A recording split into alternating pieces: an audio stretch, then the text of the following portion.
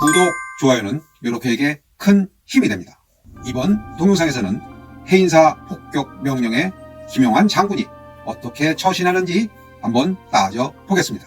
지금까지 따져본 명령과 복종 관련 사례에서는 그 명령이 따라야 하는 명령인지 따르지 말아야 할 명령인지 판단하는 것은 어렵지 않았습니다.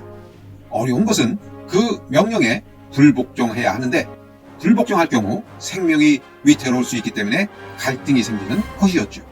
이번 이야기는 복종이냐 불복종이냐 그 판단이 쉽지 않은 이야기입니다. 오늘의 주인공은 6.25 전쟁 당시 공군 전투조종사의 이야기를 그린 영화 빨간 마우라의 주인공인 김영환 장군의 이야기입니다.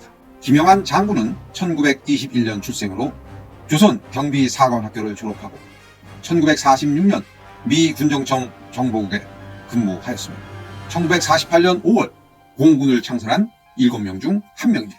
1950년 공군 비행단 참모장으로 근무했고 1951년 공군 대령으로 진급하였으며 6.25 전쟁 중에는 제10 전투 비행단장을 지내며 일본 무스탕기로 32회 출격한 바 있습니다.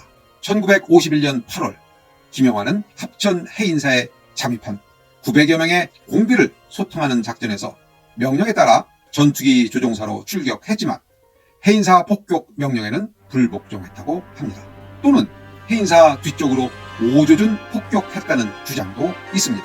어쨌든 해인사는 폭파되지 않았고 지금까지 보존되었습니다.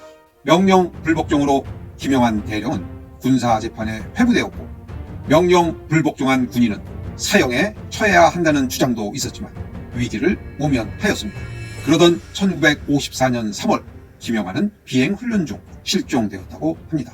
1995년 해인사 8만 대장경이 유네스코 세계문화유산과 세계기록유산으로 등재한 것을 계기로 조계종이 김영환 장군의 업적을 기리는 사업을 추진했고 2002년 해인사 입구에 김영환 장군 공적비가 세워졌습니다.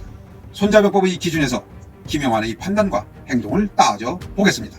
손자병법은 군명유소불수라고 합니다. 임금의 명령도 따르지 않을 수 있다고 했는데 군인의 임무 수행 중 해인사 폭파 명령을 거부했습니다.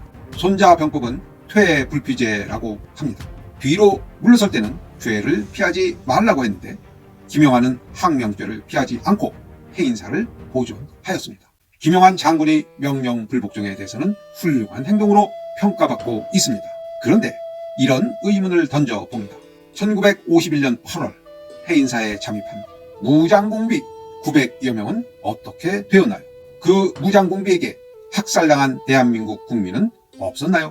그 무장공비와 싸우다 전사한 대한민국 군인은 없었나요? 만일 그 무장공비를 공격하지 않았기 때문에 많은 양민이 학살당하고 대한민국 군인이 전사하고 대한민국이 위태로웠다면 김영환 장군의 명령 불복종 어떻게 평가하여야 할까요? 문화재보다 사람이 먼저다를 주장하는 것이 아니고 문화재는 무조건 보존되어야 한다는 주장도 아니고 문화재는 선택적으로 보존되어야 한다고 주장하는 것도 아닙니다.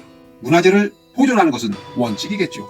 그런데 전쟁이 발발하면 그 원칙을 지키기가 어려워진다는 것입니다. 확실한 것은 전쟁이 발발하면 원하던 원하지 않던 많은 문화재가 파괴될 수밖에 없다는 현실입니다. 문화재를 보존하기 위해서는 전쟁을 예방해야 하고 전쟁을 예방하기 위해서는 국방을 튼튼히 해야 하고 국방을 튼튼히 하기 위해서는 손자병법의 핵심 가치 온전함을 추구해야 한다는 것을 강조하는 것입니다. 이것으로 항명과 복종 동영상을 모두 마치겠습니다. 감사합니다. 요렇게였습니다.